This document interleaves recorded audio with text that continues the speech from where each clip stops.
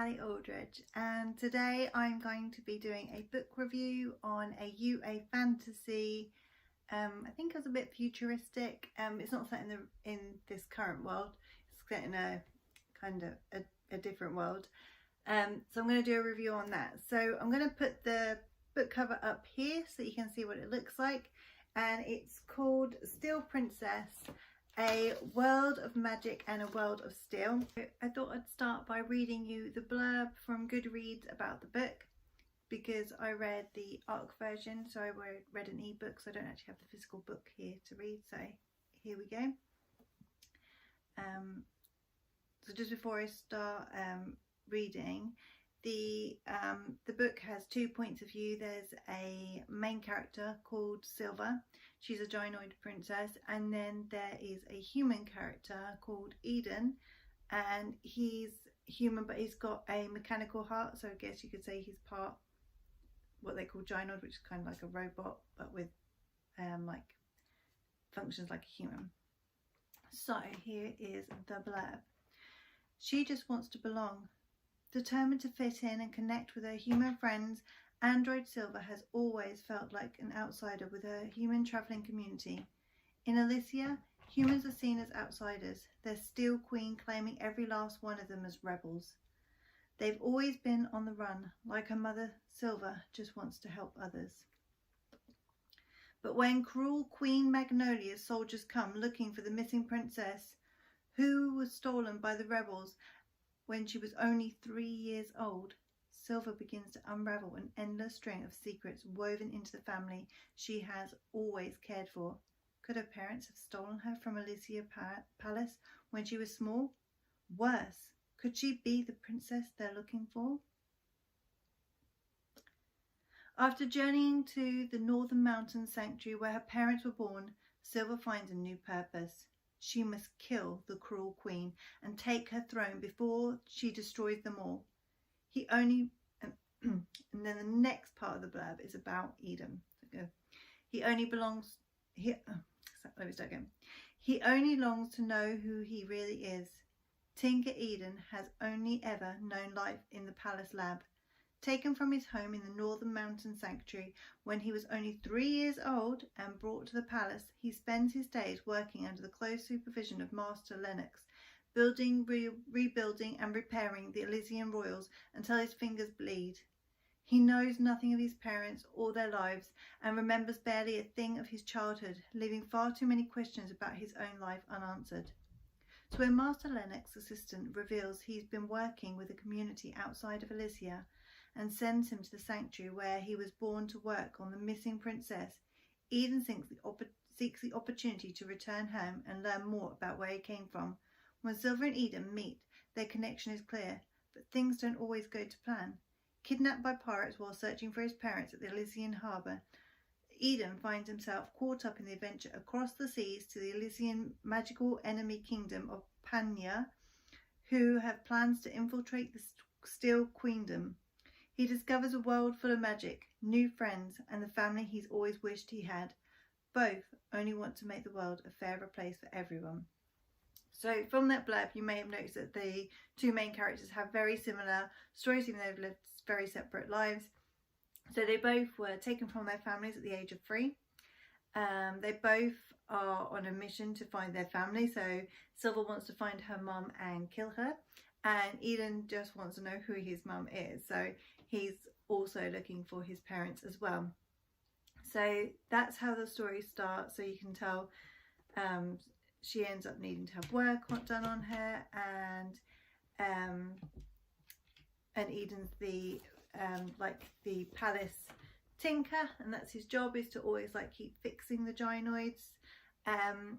So that's how they both meet, and that is literally the start of the story. So don't feel like from knowing the blurb it's killed everything, because that is just literally the intro, that they both sort of get their missions. And Eden working in the palace, he's not really working there from his own free will. He's like a prisoner there. It's like a prison without bars, because all of the other people living in the palace are gynoids, because the world is sort of run by the evil Steel Queen, and they don't, humans are like bottom rank of everything, so he's literally like a servant, a slave, and that's his job, is to tinker. He's a tinker. He tinkers on all the gynoids to keep them alive. That's what he does. But he can't just walk out, because the robots walking around, or gynoids as they're called, because they're not really robots, they're kind of like living people, but they're mechanical, and they've got emotions and things.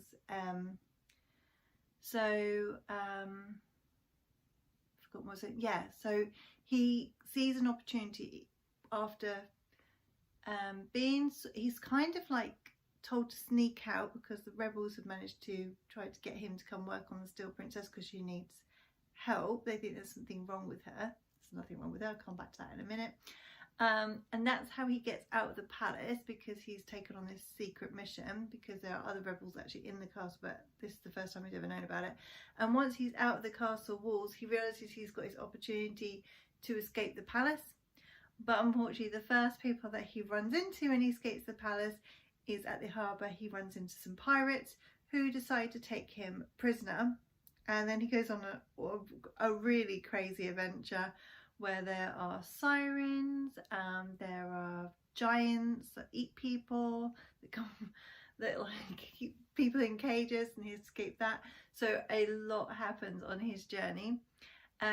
Silver, meanwhile, ends up spent her whole life being raised by humans. So she was taken from the palace at age 3, but she doesn't remember being the Steel Princess.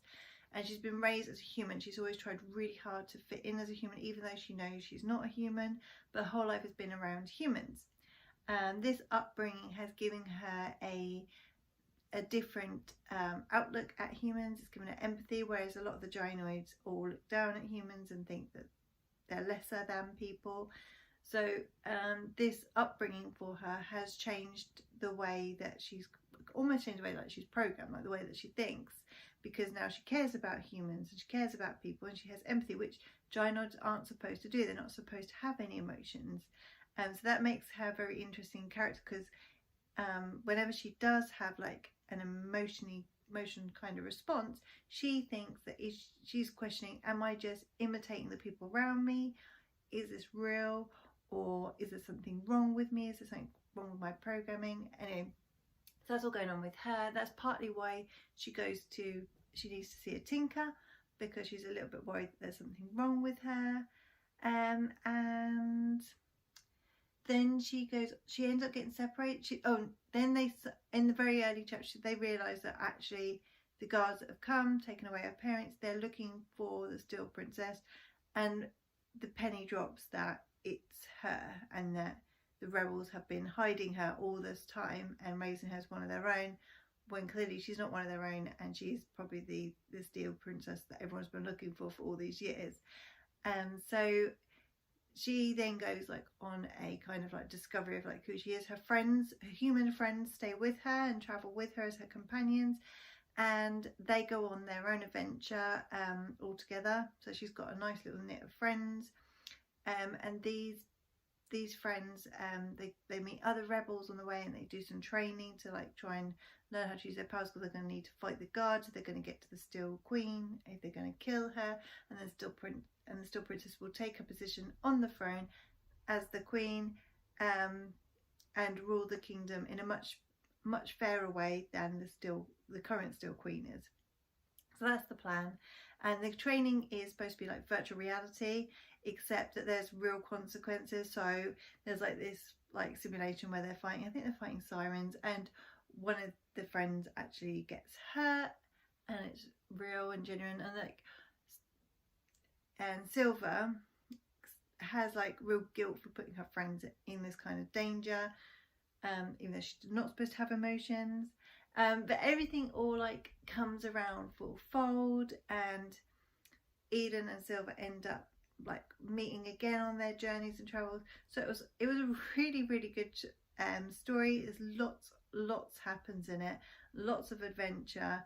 It was like nothing I had ever read before, and I really, really enjoyed it. It was quite fast paced, Other things to note about the book. So I had obviously an e-copy because I was reading an advanced reader copy and it was sent to me as an ebook.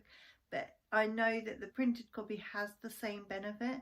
So in the e-copy that I had, there was like really beautiful character art within it. So there's like the different characters are, there's little sketches of them, which I think is a really beautiful touch. If I could have that in my own novels, I definitely would. It's something that's on my one day I will have that. But yeah, they look lovely. I was really impressed by them.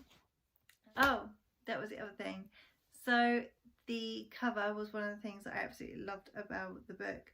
I don't have many books that are like a white colour cover, and this is quite light and quite pastel colours. It's quite pretty, but it definitely gives the message of the story and the feel and the vibes of everything that's in it, because when you look at it more closely you can see the elements of the story, which I think is really cool.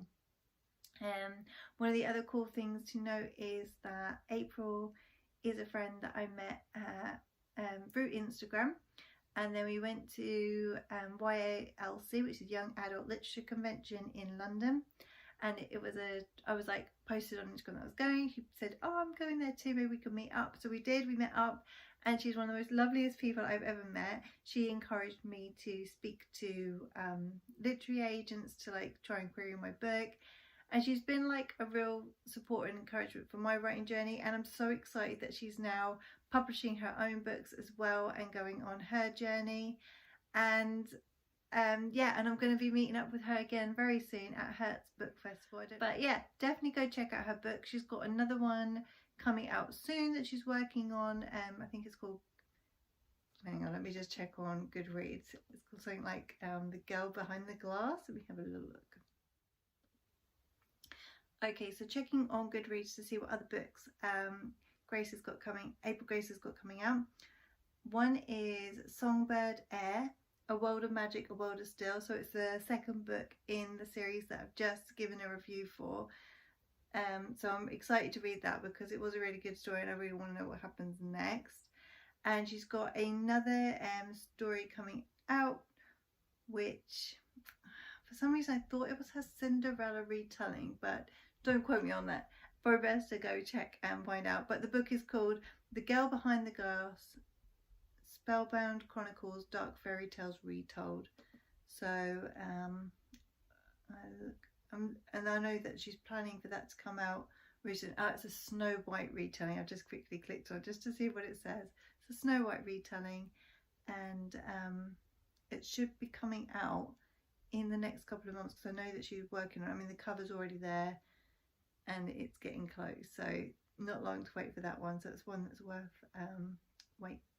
checking out as well, if it's the same good quality as the last one. So there we go. I hope you've enjoyed this book review. If you have, please do give a like and subscribe. If you've read any other Gynoid or that kind of type of fantasy before, please let me know below, because this was the first one I'd ever read, so I haven't got any ideas of any comparisons or anything else to read like it, but I did really enjoy it and I'd love to read more like that.